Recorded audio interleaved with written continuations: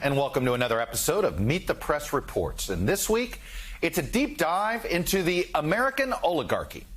We've heard politicians say it before. They claim they want to take big money out of politics, but they never seem to do it, do they? So just how much money is in our politics, and specifically in our elections? Well, here's one truism. It continues to grow. Through June in the 2022 cycle, there was nearly $10 billion raised for just House and Senate races. I'm not counting gubernatorial races here, just House and Senate. This level of fundraising in our election system is growing exponentially. Because if you go back to 2014, there was just under $5 billion raised for the House and the Senate alone. And we're basically already past that mark. It was just over a little of half of what it was in the first 18 months of the 2022 cycle. And we know it's going to be well over $10 billion now. But the truly new phenomenon here is the mega donor class. In 2014, only 3 people decided to donate at least $10 million of their own money to various House and Senate races. In 2022, that number is now up to 18, a 6-fold increase. And even as we see this wealthy donor class pour millions of dollars into our elections each year, there's millions more in dark money that they pour in on top of it. Those are funneled through nonprofits and basically are untraceable. But as the list of individuals donating millions and billions of dollars grows, so do concerns that political campaigns are essentially being hijacked by this wealthy class, controlled by this donor class, made up of individuals who have this outsized influence on not just who wins the elections and who runs the country, but what issues are even debated in these campaigns. NBC News correspondent Jacob Ward has more. Where have you seen money make its way into politics? Where have I not seen money make its way into politics is probably the better question. Abigail Disney's grandfather Roy co-founded the Disney company with his brother Walt. She grew up surrounded by the ultra-rich and is now a filmmaker and professional critic of the billionaire class. You have an ultra-wealthy class whose life and interests are entirely divorced from the reality of everyday Americans. The things that concern them are not concern the everyday American just don't come up, you know, if you're ultra wealthy. Do you think the ultra rich, if anything, are less qualified than everyday people to just be empathetic, think about the problems of the world? There are studies that show that the wealthier you get, the less nice you become. In her upcoming documentary called The American Dream and Other Fairy Tales, Disney explores the collapse of the American dream through the lens of the happiest place on earth. Her finger points directly at the top.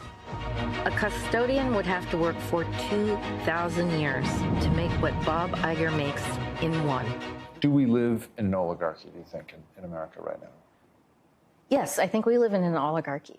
Much of our oligarchy in this country is a result of the government privileging either an industry or a group of individuals within an industry or keeping classes of people away from the corridors of power. And the data is clear. That privileged class of people is injecting huge amounts of money into politics on both sides of the aisle. An NBC News analysis shows that so far this year, 18 individuals have each donated over $10 million to this midterm race. That's a total of $504 million, over $500 million in political contributions. In 2014, only 3 people contributed over $10 million each. Good evening. Among the most active political players is Peter Thiel. The Silicon Valley tech billionaire and PayPal founder has thrown tens of millions of dollars behind just 2 Senate candidates. In Ohio, he's backing fellow venture capitalist and political outsider J.D. Vance. In Arizona, Thiel donated heavily to the campaign of Blake Masters. Each clinched their respective GOP nominations. And while Masters is happy to espouse his far-right political positions, in Arizona, there's an invasion at our southern border. He's much less forthcoming with details about the financial relationship with Thiel, who's estimated to be worth $3.8 billion. We're just trying to talk about campaign finance. Producer Ezra Kaplan tried to press the issue with Masters outside an event closed to the press in Scottsdale last month. Peter gave what he gave, and I'm grateful that he supported that outside group, and I'm working hard every day to raise the money internal to the campaign that we need to go out and spread the message. Will you be able to stay independent with the money? Masters is now set to face incumbent Mark Kelly in November. Kelly enjoys a much larger war chest from mostly small donors plus several super PACs. Masters, however, has received most of his support from a single super PAC funded by Thiel. And since the primary, that funding seems to have dried up. Peter Thiel declined our interview request, as did several other billionaires we approached. His biographer, however, says this is of a piece with who Thiel is.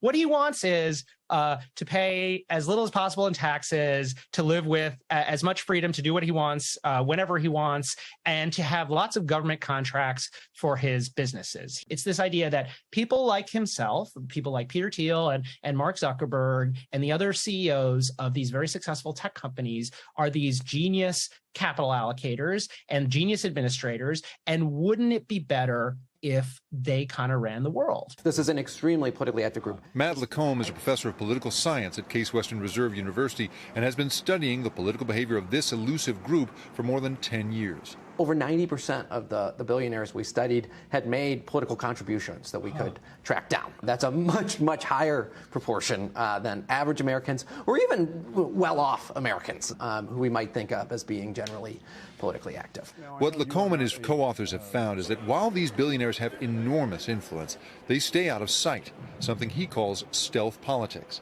An overwhelming majority of them stay totally silent or are completely vague about what their political preferences and policy wishes are. And moreover, we find that many of them take political actions that would push economic policies in conservative directions that clash with what average Americans say that they want through public opinion polls. And that secrecy has the support of the Supreme Court. When Citizens United was decided in 2010, it helped create a new category of political organization, the super PAC, and a new category of dark money nonprofits that allow political donations from billionaires and others to be effectively unlimited and to go unreported. We expect this court to fully utilize the First Amendment to protect the rights of people of average means. James Bopp was the architect of the landmark case and says his intention was to empower everyday people to pool political donations inside companies and labor unions, something he says the framers would have approved of. But Citizens United also wound up empowering the richest people in American history. Do you draw any connection between what you helped to create with Citizens United and the sort of some of the new tactics that academics are telling us are starting to emerge? Well, there's always been an advantage to have money. Mm-hmm. Surprise! Okay, there's advantages to having money. Thank you very much for making. What's new is how and when that money is being deployed.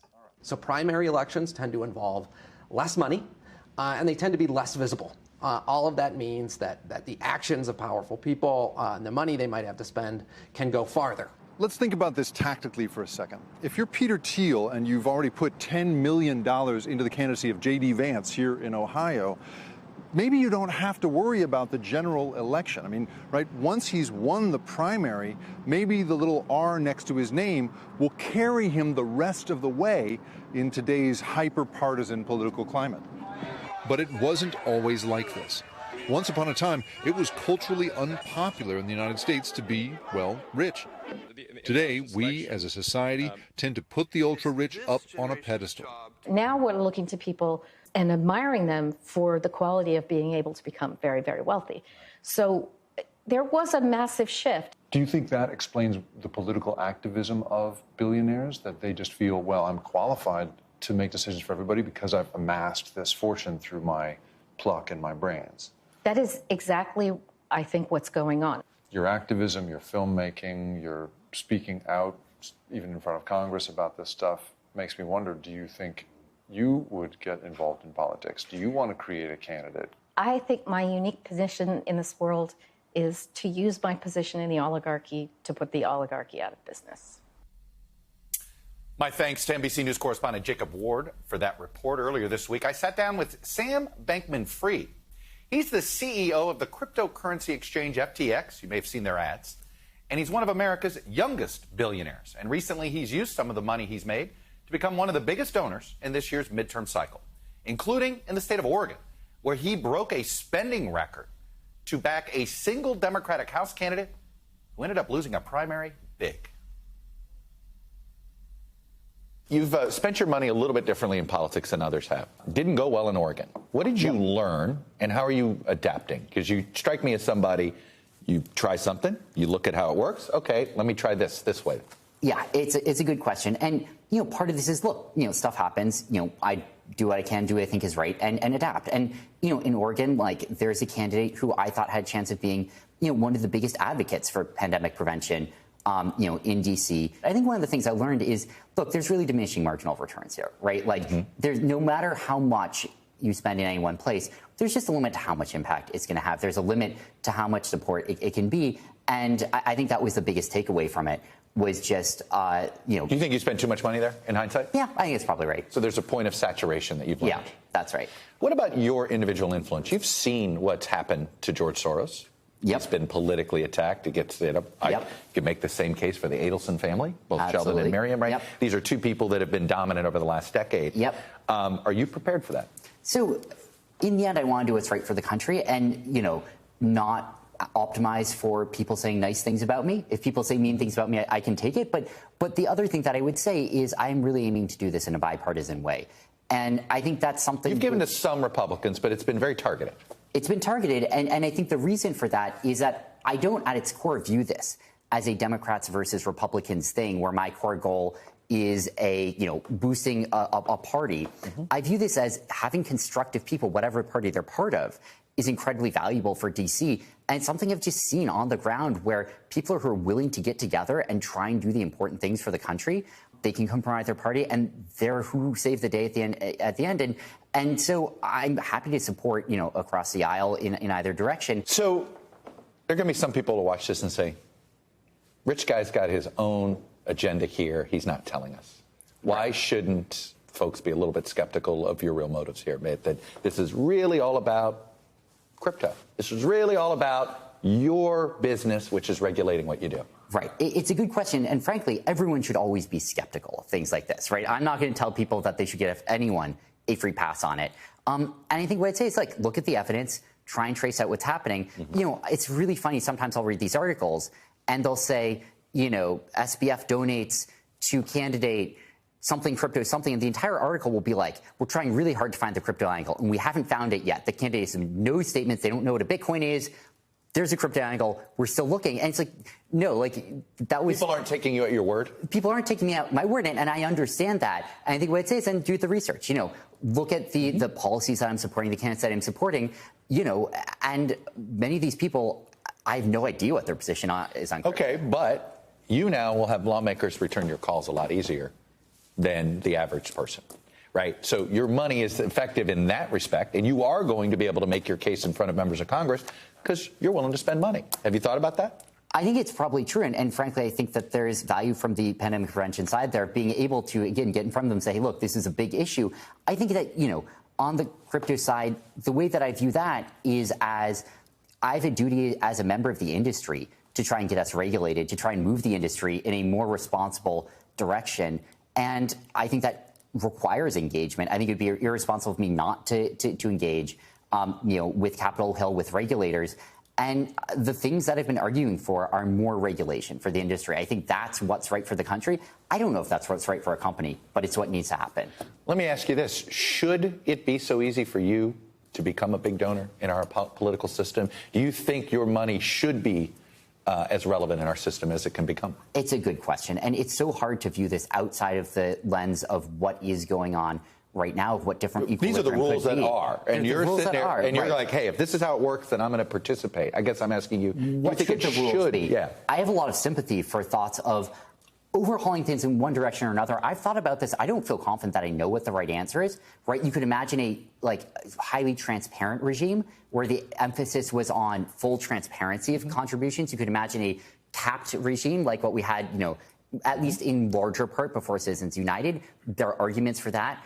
I frankly don't feel like I feel confident what the right answer is there. I certainly don't feel like we've necessarily reached it as a society, though. You think every money you spend in politics should be disclosed publicly? Are you comfortable with that?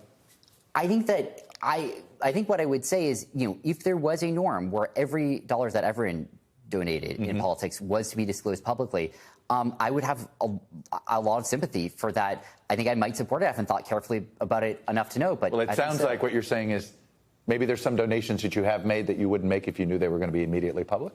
I don't generally think about it that way. I generally think of it as like these are the right the right contributions to make. I think that and I think that there is a thing where it's important what the norms are, because that's what press is going to judge everything by, right? And it's important that there is the right context. And I think that you would see fairly different treatment of things if everything was made transparent. I think that there would be advantages to that system. You made your money in some ways by finding a loophole, right? And in the exchange rates and how the exchange system, and you saw something was missing. I'm curious now, bringing a fresh set of eyes to how campaign politics works, to how the funding mechanisms work. Have you found this sort of gaping hole, flaw, or loophole that you're like, how come nobody else has noticed this? So to the extent that I have, I think what it is people are just not engaged enough in policy. They're not engaged enough in what's going on in D.C. When you say people meaning the electorate or people meaning elected officials? Oh, I mean the electorate. Okay. And I think that there's sort of this notion that I certainly ascribed to at one point, that I think a lot of people do, that you can't actually have, your vote doesn't actually matter, that this is all sort of irrelevant. And I think that just turns out to not be right. And even if you just look at voting, right, like, is it worth it to vote? The answer is yes, right? Does your vote matter for elections? The answer is yes. And if you do the math, it's actually extremely impactful. Every person's vote, I mean, obviously, if it's a presidential election, it matters if you're in a swing state. But, you're having impact over millions of dollars in expectation of what happens. You have talked that $1 billion is perhaps your ceiling for 2024. How would you imagine spending that? Candidates or your own organization to maybe educate the public? So it all is going to depend on the details. And I really do mean that in that, like, depend on who's running? Does it depend on if it's Biden and Trump type of thing? That's one thing it's going to depend on. And it's not just the presidency as well. It's more generally like, I want to support great public servants. And, if you imagine an election where everyone running on both sides of the aisle for every race was an amazing public servant, I say, great. I'm not needed here. Like, this is, I'm happy. And, I think that if you had the opposite where everyone was horrific, which obviously won't happen, I think then what I would start to get to is there needs to be an informational campaign to alert people to how poorly people are being nominated here, right? And so it's going to be really, really responsive to the weeds of which direction things go. Sam Bankman-Fried, appreciate you coming on. Not every major donor will talk about why they do it. I appreciate that you did. Of course. Thank you. Thank you. When we come back, how great of a threat is big money in politics to our democracy? We're going to discuss that and more. Stay with us.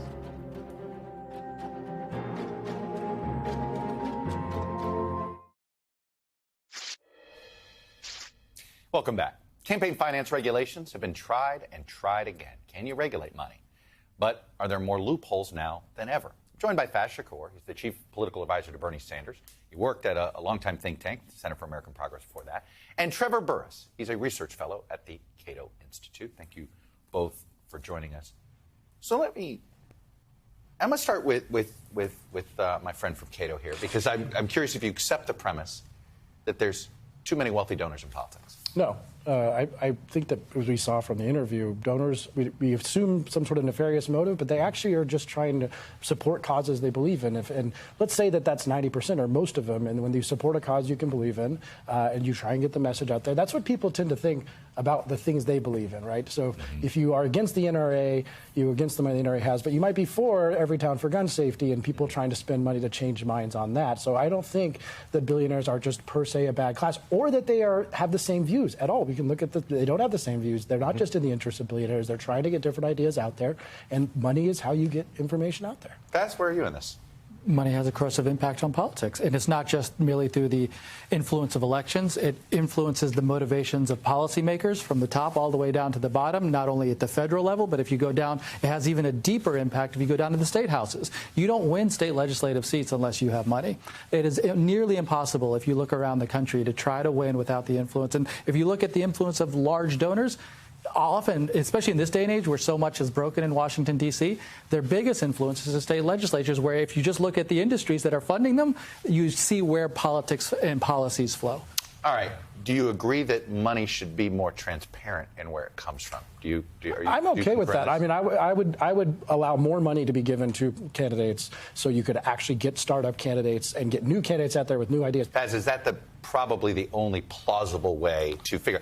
regulating money. It is clear to me it's impossible to regulate money because there's always a lawyer who finds a new. Well, not only the lawyer, but the law, as it has been construed by the Supreme Court, has now said, money is a form of speech. But I'm on the side of an argument, a legal argument that is in the minority that believes it should be banned from. But we're like politics, a generation away from that. Yes, and we should have federally funded elections. That's what I believe in. Now, can we get there incrementally? But that is the North Star that I point to. All right. So short of that,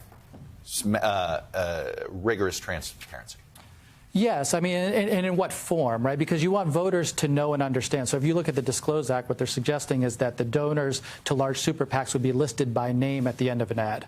Now, is that sufficient? Do I know enough about a name, Peter Thiel, Sam Bankman-Fried, to make a judgment about that ad? I would argue, we got to do a little bit better even about that. I think you got to have better disclosure and transparency around what the motivations are of these individuals. On the federally funded elections, for example, like the reason that's never going to work and it won't ever happen is the only way that could be fair is if sitting members of Congress voted to give opponents more money to spend against them than they currently have as incumbents. The biggest advantage is incumbency, and you need to outspend to get incumbency. 90% plus retention rate, right? You get all the money if you're an incumbent, and if you want to challenge them, you need to raise money. And what will not happen, as long as the foxes are guarding the hen house, as long as these politicians are making the rules by which they get elected, they're not going to make a fair election system. So federally funded thing, sure, let me imagine this thing. Triple the donation amount for people challenging sitting members of Congress. That makes it fair. Never going to happen. Just a quick counterpoint to that. Trevor started this conversation, saying that essentially he doesn't believe that money governs the outcome of a lot of elections. It's important, but it's not everything. Exactly. And I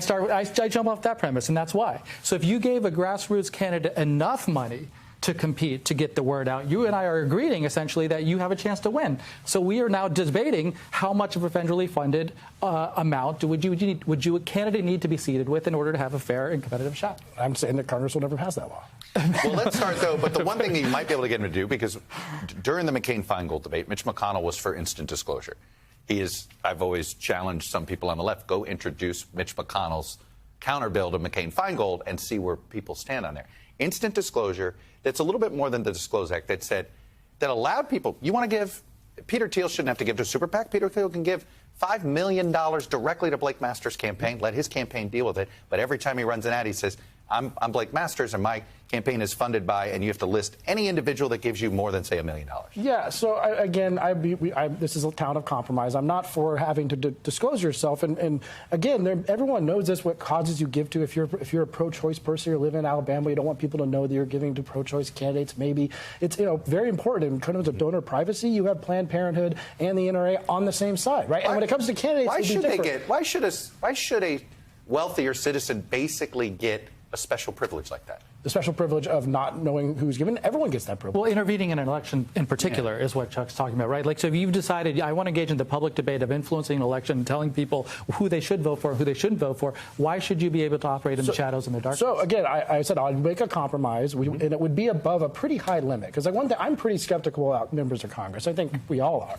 But right now we have a campaign limit of $2,900. I even think the price tag of a member of Congress is higher than $2,900. Right. I think if you really want to get them to do something, you're going to give them at least $50,000, $100,000, who knows? But below that, people shouldn't have to disclose. We don't need to know who our neighbors are giving money to in any way, especially if it's below a non-corrupting level. But the influence of money in politics is less so now about the direct money to a candidate and more so around outside spending and races in favor of those candidates. Well, so you're talking about that's because of Let's talk about McCain. Look, I actually think McCain-Feingold might have been a mistake because it took the political parties out of the big money game. Yes. And then all of a sudden we had no transparency into who was given money. Yeah. Right? Do you accept that? Right. McCain-Feingold might have been a mistake? Yeah, I think that's right. And if you look at 501c4 explosions, there's also no cops on the beat. So if you look at the way in which 501c4s are supposed to be construed and how they're supposed to spend money in elections, these outside spending vehicles that dump millions and millions of dollars on air, they weren't supposed to be doing electioneering. And yet that is the primary purpose of most of these organizations because nobody is stopping them. Right. The IRS made an attempt, and that got weaponized. From the left and the right, everyone did. But it got weaponized by political activists. Absolutely. The IRS should not be regulated. donation. But I mean, so look, outside groups, again, we can't forget the bigger picture. Politics matters a lot now to a lot of people in this country. It's very, very divided. The spending is going to come in that way, and it's going to be more outside groups, and we can call them dark money. It's just that people don't necessarily have to disclose what they're giving to politics, and I don't think they should, except for maybe some extreme circumstances. And so, yes, these outside groups are a product of the limits. We know that since '76. You limit that much to campaigns, and then that's going to go somewhere else, and we're going to have these outside groups spending. And the candidates don't like it, by the way. They want that money, and they can't control the message of the outside groups. What would happen if you could collect unlimited amounts of money in presidential campaigns? What would that turn into? And it was disclosed, but what would be your fear? I worry about it a lot because if there's a recent Supreme Court ruling that says you can go into debt and then be paid back later if you went into debt. Yes, Ted Cruz's case. And so basically what it essentially assumes is that... That's a different story. Well, it's the same kind of argument, is that if one individual could bankroll Chuck Todd to run for Senate, you know that the only benefactor that I need and the person whose allegiance I need to have throughout my entire life and career is to ensure that so-and-so is happy with me. And that influences your choices on anything and everything, right? You're thinking about how does that individual think about this issue, that issue, and that issue. What if we don't think about his allegiance? What you ask what would happen? We would have more dynamic politics, right? You have to raise money in these small amounts. That means you have to get a broad brush. If there is someone out there who says, like happened to Eugene McCarthy in '68, and I have to go back this far because we have those campaigns come in. He wanted to end the war in Vietnam. He wanted to challenge a sitting Democrat president for the nomination. He got donations from the Mott family for $600,000 to do it. But Trevor, what you're intentionally doing when you say a millionaire or billionaire is going to give that much money is you're saying all of the other people who might give $5 or $10 don't matter anymore. That's the biggest problem we're having. Well, this is a debate we're not going to end here, but I do have to go. You guys were terrific in representing these 2 points of view. That's all we have for Meet the Press Reports this week. Thanks for being here. Next week on Meet the Press Reports, the wide and growing world of U.S. gun culture. The more armed Americans are, the more armed Americans get, and the farther the country moves from what some people believe is effective gun safety legislation. We're going to talk to a diverse group of gun owners about the safety measures they want, the ones they fear, and the impact the thriving gun culture has on American life. I'll see you next week on Meet the Press Reports, and this Sunday on Meet the Press.